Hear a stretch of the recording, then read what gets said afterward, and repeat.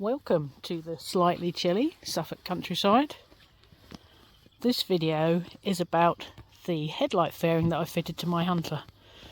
If you fancy a headlight fairing for your Hunter and you want something different to the little one that Royal Enfield themselves supply, then this one might be worth a try. It does require a little bit of DIY skills, which the rest of the video will hopefully show you, and you'll also find more details of this on the website. Down here languishing on the floor is the Z900 RS type headlight fairing that I've been running on the Royal Enfield Hunter. It's also at the moment got that little clear flip up addition which I've been running just to see if that provides a little bit more wind protection. Now initially when I got it, the mounts that came with it didn't fit the Hunter, so I started off with some 3D printed mounts which I'll show you now. This is the 3D printed top mount that I used to use. One end to the handlebar over here and the other end to the top mount on the fairing. The bottom mount was taken care of by this little spacer chap that used to go on here, and that took care of the bottom mounting point of the fairing. But as you can see in the background now, we've got a different mounting point. Now this is a modification of the existing bracket that came with the fairing, and I'll show you a bit more detail about that. You should be able to see the difference between the two brackets. On the left is the standard one, and on the right is the one that's modified to fit the Hunter. So this bit has been cut off down the fold line, down there, and in its place this little plate has been welded in. So this is where the headlight mounting bolt goes through. This is for the indicator stem, and this accommodates the wiring for the indicators.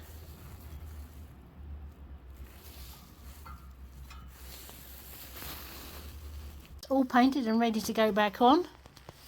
The mounting plate is welded on at approximately a 95-degree angle. I made up a little 3D template so I could try and get both sides the same before I welded them up fully. Although you may still have to do a little bit of tweaking to get an even gap around your headlight when you put the fairing on, because I have noticed that the brackets as supplied are not perfectly symmetrical. Although the rubber mounts, the little well nuts that they come with, take up a little bit of that. But you may need to do a little bit of tweaking if you want to get that gap perfect around the headlight. A couple of other things you'll need to get everything to fit is a 15mm spacer with an 8mm clearance hole through the middle. This one's 3D printed, but you could turn yourself up some nice aluminium ones, and a slightly longer bolt.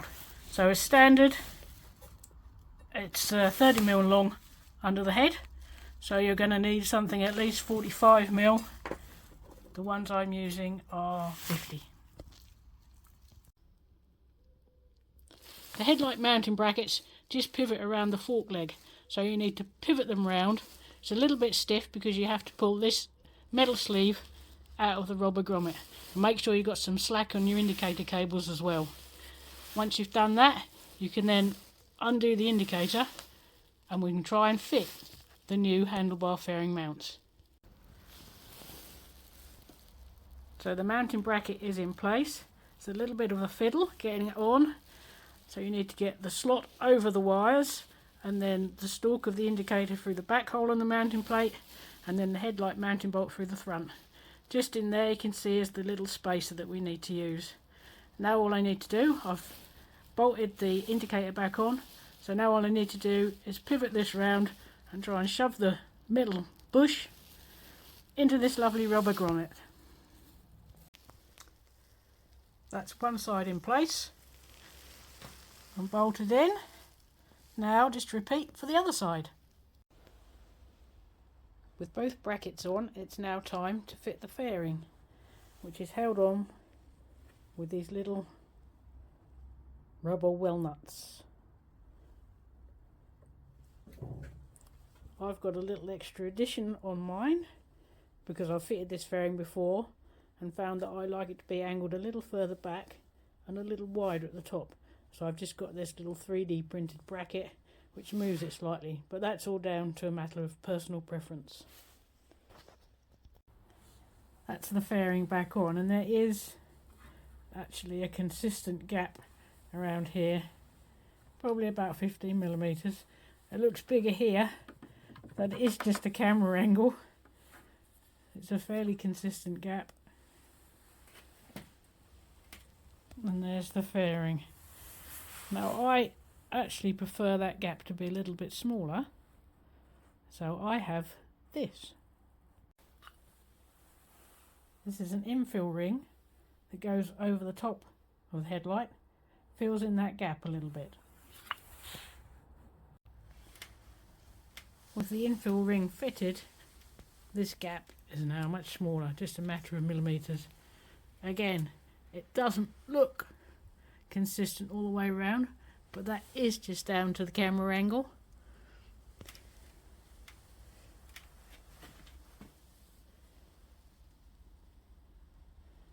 And there we have it, fitted back on with better mounting brackets than it had before.